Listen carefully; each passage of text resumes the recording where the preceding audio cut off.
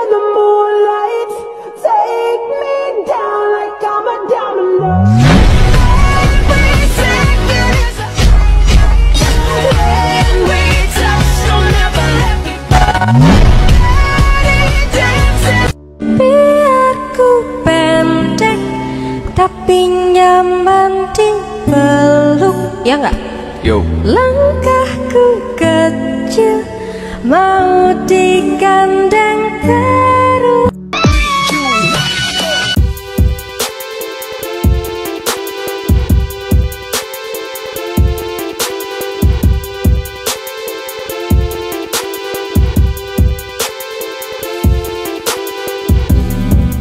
Artis TikTok Ragil Mahardika tengah jadi sorotan netizen. Pasalnya, pria asal Medan ini kerap memposting video mesranya dengan pasangan sesama jenisnya di Jerman.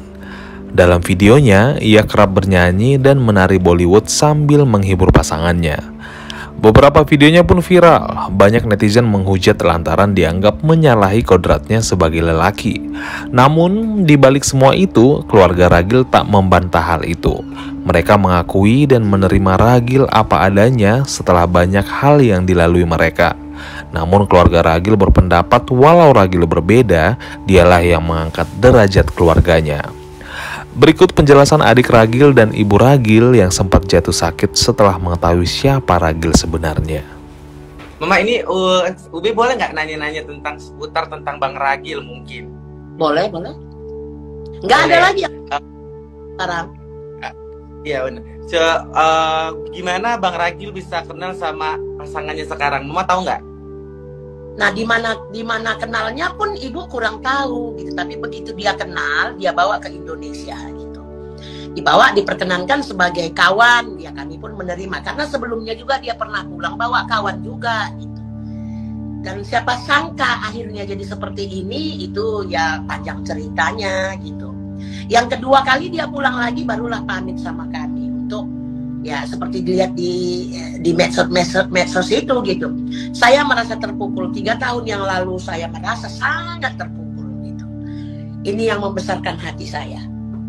Usianya muda tapi cara berpikirnya dewasa. Oke. Tapi maaf, pernah nggak Ibu setelah tahu Bang Ragil punya, maaf ya Bu, maaf nggak ada maksud, punya penyimpangan seksual, Ibu sempat marah nggak atau kayak langsung marah ke Bang Ragil atau gimana gitu? Perang dunia ketiga. Jadi jangan bilang saya bisa menerima dia, tidak. Perang dunia ketiga.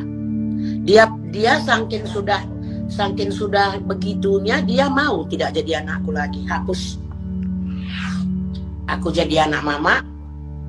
Aku tidak akan pulang ke Indo kalau mama tidak bisa menerima aku. Orang tua mana yang bisa mencampakkan anaknya?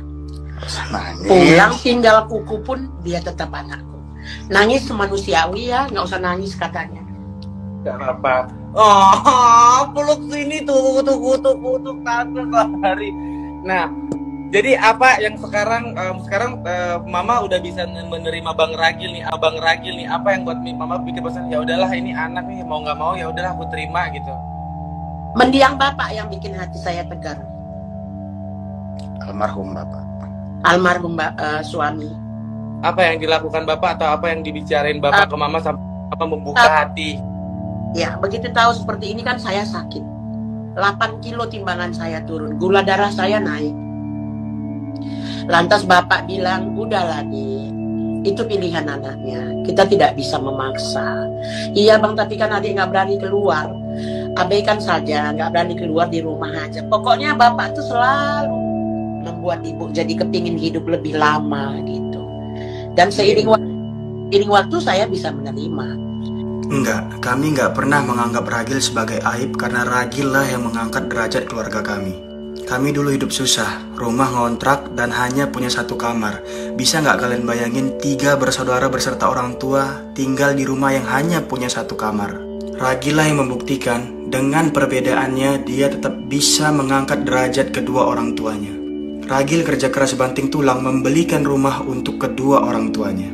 Aku nggak mau bilang ini sebuah kekurangan, tapi ini adalah sebuah perbedaan.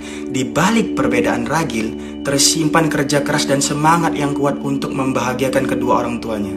Ragil yang memberangkatkan kedua orang tuaku liburan ke Bali. Ragil juga yang memberangkatkan kedua orang tuaku ke Kalimantan untuk melihat leluhur-leluhur kami.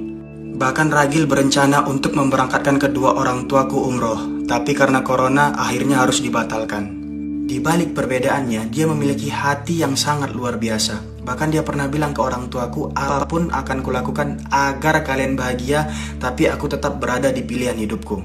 Sekali lagi aku tegaskan, kami tidak membenarkan pilihan hidup Ragil, tapi kami menghargai keputusan hidupnya karena kami adalah keluarga. Ragil lah yang paling berjasa terhadap keluarga ini, karena aku masih luntang-lantung kesana kemari merantau demi sesuap nasi. Jadi kami nggak pernah menganggap Ragil itu adalah aib keluarga. Mungkin anak kalian kaya dan normal, tapi belum tentu bisa membahagiakan kedua orang tuanya seperti yang dilakukan Ragil. Mungkin abang kalian kaya dan normal, tapi belum tentu bisa membahagiakan keluarganya seperti apa yang dilakukan Ragil. Aku nggak masalah kalau kalian mau menghujat aku nggak masalah kalau kalian mau ngehujat Ragil. Tapi jangan pernah bawa orang tuaku karena orang tuaku nggak punya salah apa-apa.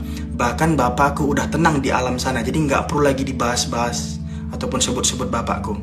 Buat kalian yang ingin mengingatkan, silakan. Tapi mengingatkan sama menghujat itu beda. Apalagi saya bawa-bawa orang tua, ini yang aku paling gak terima.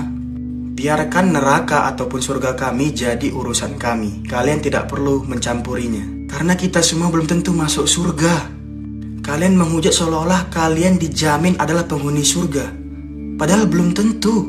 Bahkan aku perhatikan di setiap komentar video Ragil, yang menghujat adalah kebanyakan laki-laki. Luar biasa sekali ya laki-laki zaman sekarang, mulutnya ngalahin perempuan. Giliran video Ragil dihujat sampai bawa-bawa keluarga, sampai bawa-bawa orang tua. Giliran lihat cewek seksi aja, matanya melotot. Emangnya ngelihat cewek seksi nggak dosa apa? Kita semua belum tentu masuk surga, jadi tidak perlu mencampurin surga ataupun neraka orang lain. Mengingatkan boleh, tapi tidak perlu sampai menghujat. Kalian menghujat bawa-bawa orang tua seolah-olah kalian adalah penghuni surga. Emangnya kalian mesen tiket di mana?